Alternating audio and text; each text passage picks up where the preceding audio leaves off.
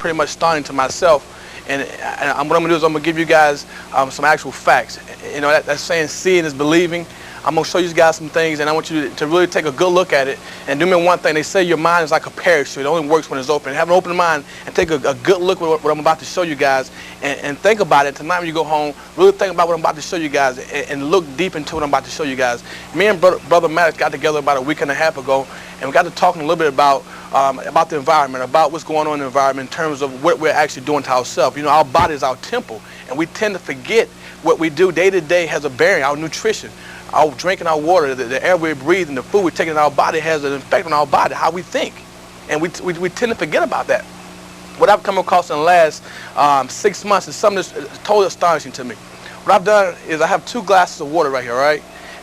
And it's simply, back in the back, I've ran some water, plain tap water that we drink every day, that we take baths in every day. I run it back to a water filtration system, and then I run some water straight out of the tap water, all right? What I'm going to do is I'm going to test 2 glasses of water, right? What I have up here, I have is an OTO tester. Does anyone know what an OTO tester is? Does anyone have a pool here? Better yet, does anyone have a pool here? Right. This is OTO tester. And what it simply does is it tests for the level of chlorine or the presence of chlorine, okay? Now, we all know why chlorine is put into water, right? To kill any living organism, all right? And we are what? We're big living organisms. Absolutely, right? That makes sense, you guys? This test is supposed to take about 4 to 5 minutes to give you an indication of how much chlorine is in the water. Now what I'm going to do is I'm going to put a couple extra drops in my filtered water.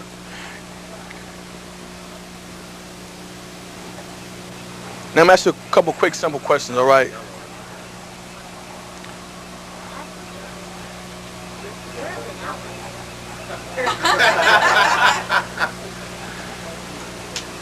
The federal government says that it's unsafe for us to swim in a swimming pool that's above 1.5, okay? What's your name, sir? David. What is this water ranking on the scale right here? It's right in between 1 and 1.5. It's high. High. If this was a swimming pool, we wouldn't be allowed to swim in it. But you know what? Every day we drink it. We bathe in it every day. And see, you know, just last month,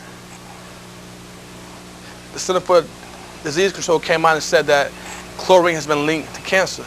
It's a carcinogen, okay? If you guys are wondering why cancer is up, Alzheimer's is up, our mouth, up on our arms, our most absorbed parts in our body. We're drinking this water every day, we're bathing this water every day, and this is just a small test to give you an indication of something that it's so simple, but we're not really paying attention, we're not really aware of. See, it's kind of like when you buy a loaf of bread, it's wrapped up in some plastic, but we pull the bread out of plastic because it's protecting plastic to eat the bread, right? Water is the same exact way. Chlorine is put in the water to kill any living organism, but we're drinking that chlorine, and it actually is bad for our health. And that's just one thing that we're doing every day that's harmful to our body. No question. When you go home tonight, take a look at your toothpaste. Look at your shampoo. Take a look at your deodorant. Your deodorant has aluminum in it. That's been linked to Alzheimer's. Take a look at some of these things that we're using every day. Look at your 409, your Ajax, your Comet. Chemical-based products that we have got so much into more profit opposed to the environment or more into our body. Nutrition plays a big role, you guys. Take a look at what you put into your system and what's around you every day. You got kids. I mean, it's so funny. You know, I go into my friend's house and you look up under the sink, you know, and they got 409, Clorox, bleach, ammonia, and on top of the fridge they got the cookie jar pushed way back. But did you guys know last year 15,000 kids died because they consumed Clorox, bleach, and ammonia? In Atlanta, lead poison has been linked to over 55% of Afro-Americans and Hispanics lead poison. But no one seems to care. No one seems to care. No one seems to care. When I'm up here, me and Brother Matt got together about a week and a half ago. We have come across an unbelievable market. There's no question, we all agree that the environment is a big issue right now. Whether we want to accept it or not, it's a big issue. For some people say, oh, I've been drinking chlorine water and it ain't killed me yet. But believe me, you know, the ammoniacides, the pesticides, the herbicides, believe me, it's getting worse and worse and worse every day. We have come across an unbelievable market. And this is sin believing. When you go on tonight, taste your water. Taste it. That odor that you smell, water is supposed to be odorless and tasteless. Pick up the Webster and read it. This is fact. Okay? We've come across an unbelievable market. In the next 5 to 6 years, guaranteed fact, water treatment system, water filtration system will be a standard home appliance. Very much like the dishwasher, like the microwave, like a VCR, like a refrigerator. Water filtration system will be the same exact way. Me and Brother Max have come across a unique opportunity where you can capitalize on that opportunity and go back to Africa. For all you that are interested, Brother Max will leave something up here to put a name and an address up. Brother Bo also have numbers to get back in touch with us. We're talking about a market that's about to explode. We live in a capitalistic system, you guys, and we're not taking advantage of it. We're looking around every day and we're complaining about, the Orientals, the Koreans, the Asians coming up to America and taking advantage of it. And we're not taking advantage of capitalism. Instead, we'd rather work a job, work for a check. Work for Sunday blues, Wednesday hump day, and Friday TGIF. They ain't gonna get it, you guys. They ain't gonna get it. Let's take advantage of capitalism before we really get lost behind. Thank you very much for your time.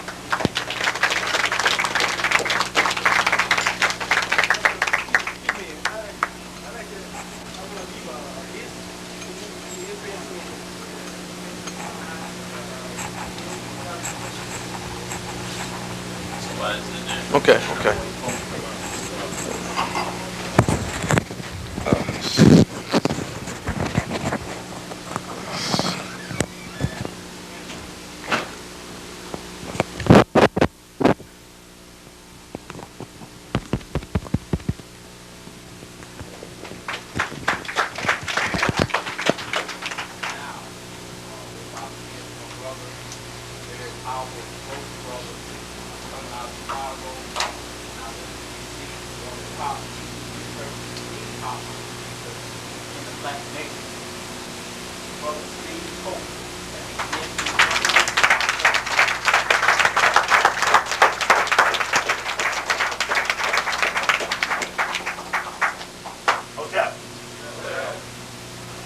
I appreciate, first and foremost, my brother Bawali being willing to host us here on short notice.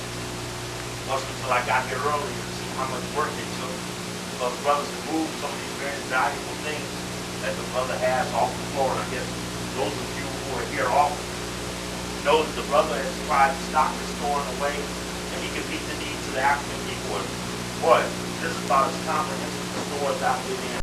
I've moved around the country, brother really trying to bring all of those things that a brother could have access to. And I'm really pleased, first and foremost, to accept and to share brotherhood with Brother Bawali for these particular times, especially as we go through the things that we do. The reward that you get for going forward, sometimes not the things that most people look for in life.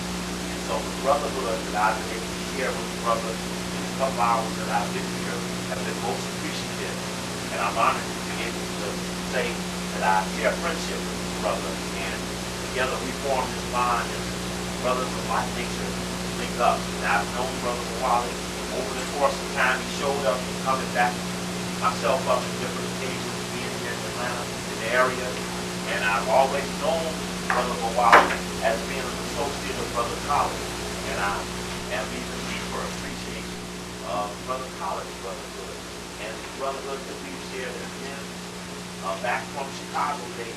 Brother College was the supreme captain. As I was a little researcher who would sit over in the back, I think at one point the Roaches called me the Minister of Information for the nation. That was when they didn't like me. They still don't like me, but they like the nation. And they're still just as they are then as they are now. They're bad women. And really shouldn't be in this life. And if you all in here and that, I don't want to cuss tonight. I really don't. I don't want to cuss. I'm just cussing. You know what I mean? We have irritants in our neighborhood, and we have to put pressure. They'll always come. We have to put pressure on the people who work for us. I've had over time. What's up, brother? I've had over time watched them evolve, but I appreciate the brotherhood from Black men. I appreciate these two brothers especially. I appreciate all of you, men and women, who who came here today. Hey, I be up in D.C. Part of how they took the town was they put it off on an off frequency. Because everybody was in an off frequency, they were able to take it over. Probably the whites were having no sex at all. Blacks was having plenty sex, were plenty distracted. Whites took the town. We're going to talk a little bit about that because the whole takeover to Washington, D.C. come through assassination. We're here to talk about assassination as a tool of white supremacy. And as a brother who survived several attempts on my life, who've lived long enough to be able to try to help people through assassination attempts on their life, and to be able to study those who we couldn't help, who died before we lived, so that we could use their examples. I'm gonna show you that the brushy area where Martin Luther King was shot out of looks just like the area behind Riverside College where they took a shot at Brother Collard. Same scenario, same bushes, same cut, same holes, same type of possibilities. When Martin King was shot and the Fed boy ran there to look at the body, same thing happened when Malcolm shot. The little government agent was right there to attest to the status of the body. Who was standing around Brother Collard to attest for the status of his body once he was shot? Because knowing the format, we know they had to have somebody standing right there. And so we investigate assassination to prevent assassination. Beat the ass, kill the family of any of those who come forward in the spirit of the enemy, for them and their seed don't deserve to live. I'm really tired of lecturing, y'all. I'm telling y'all, I found force works a lot more effectively. Lecturing or blabbering in the public, you don't care shit about any fact I give you, because tomorrow, if I prove to you a man killed Malcolm X, tomorrow you'd kiss his ass if he walked in the door. And I know you better than that. And I know, I watched the same thing as Jesse Jackson or whoever else. If they walked in this door tomorrow, thousands of people give them all their money, kiss all their ass, and forget that facts and killing have something to do with their ascension. Go across the black community and see how many of our leaders are byproducts of assassination. Meaning the people that they were close to died so they could live. And if you notice, ain't never been no assassination attempt on them. I'm as interested in that as I am who really got shot or tried to get shot and who ain't never been shot at.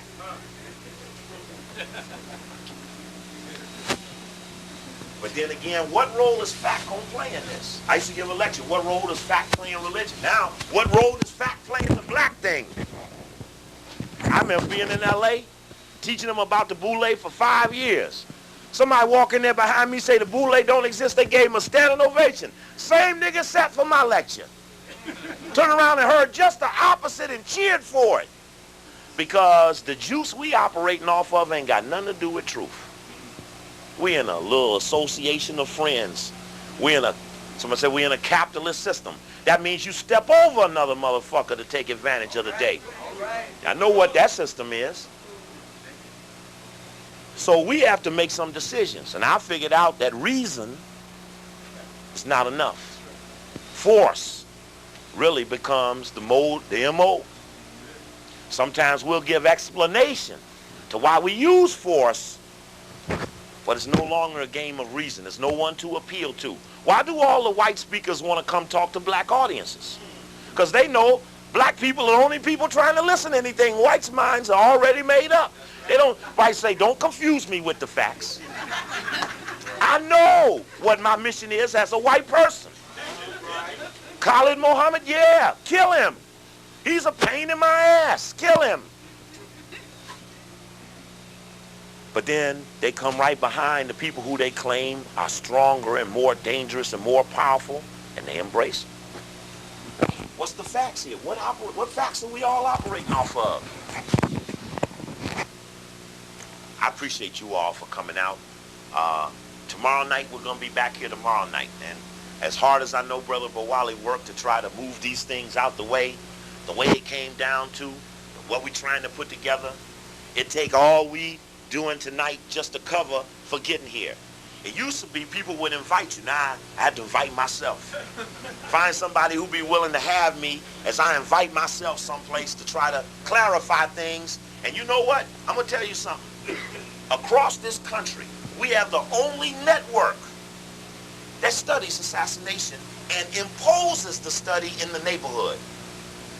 Now, there's a thing about reading and learning, and there's something else about imposition. The imposing of what you learn to be true into the action arena, where it will make a difference.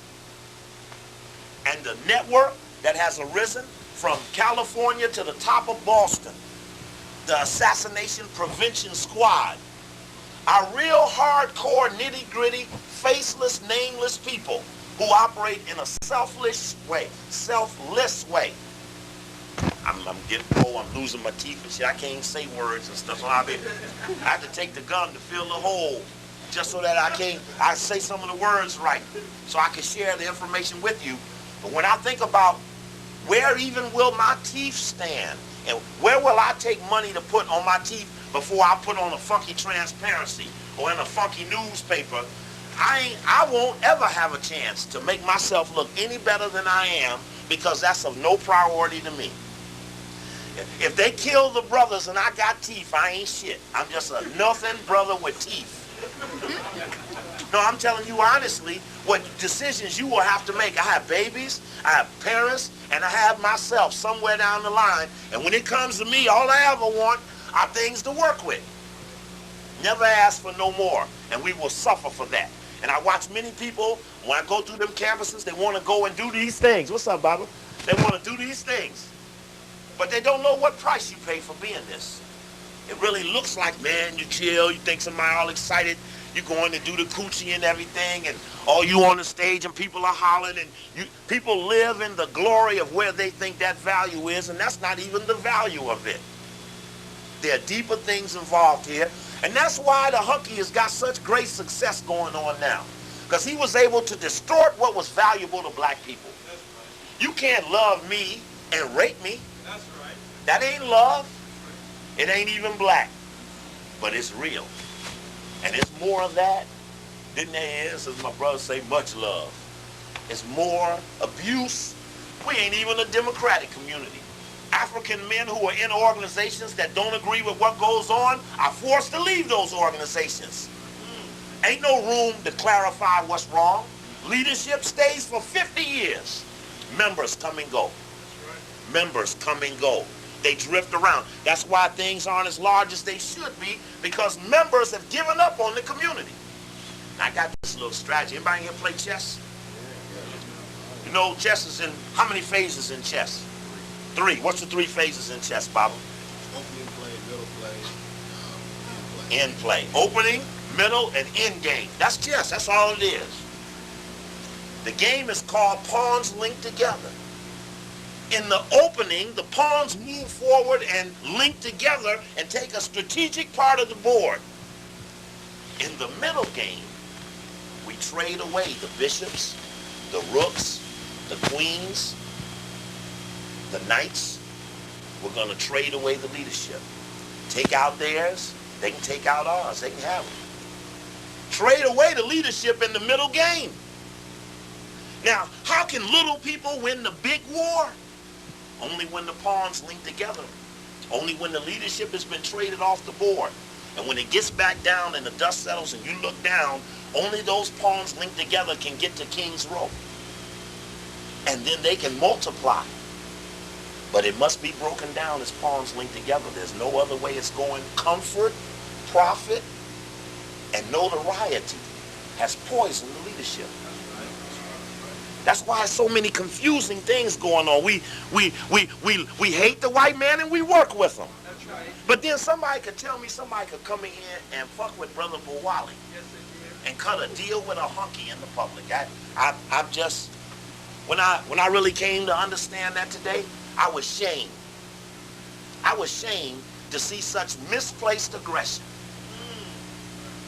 Hey, imagine fucking with somebody over a tape. You want me to tell you how many people got my tapes all over? I'll argue, I'll knock on the head of their consciousness and appeal to them, say, fuck it. If you rape me, send me a fucking article at least, huh?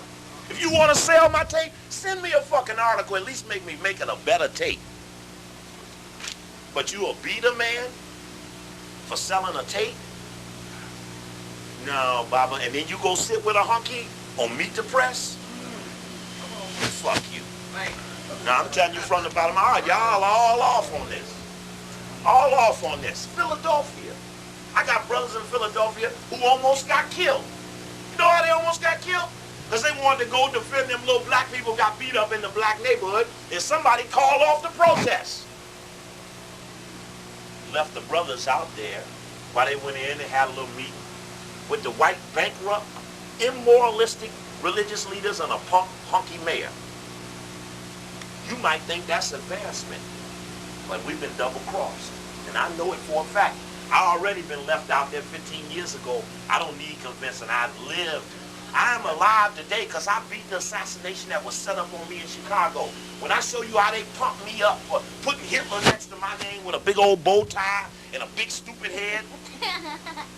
Yeah, and then pissed me all out in the public, and then one by one, the people that I supported with my life and all the money I had just drifted off and left me standing there for death. And I beat that. You know how I beat that? I started going beating on them just at random. Was you in on this? I don't even care. I just beat on them. Don't tell them I beat on you. Just start attacking people. I did a tape how the Jews tried to kill Steve Coakley. And I started naming everyone. They started leaving Chicago. I'm in Washington. I see them all running around the hill, still ducking from me. Swore they don't like what I said, but never want to confront me about it. But it was the black people that told them it was all right. You can come and get the nigga. He causes trouble out here anyway. Things be a lot more peaceful. He wasn't out here fucking with everybody. But ain't nobody ever called me wrong. I stand to be accused. That old Isaac Hayes cut. I stand accused. If you feel I've wronged you, then I'm the type of brother you could bring that to.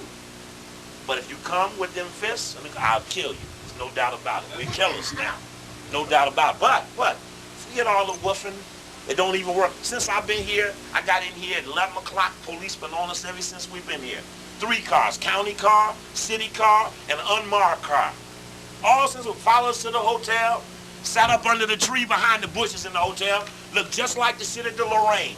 They kept trying to put me on the room right on out there, looked like the second floor of the balcony.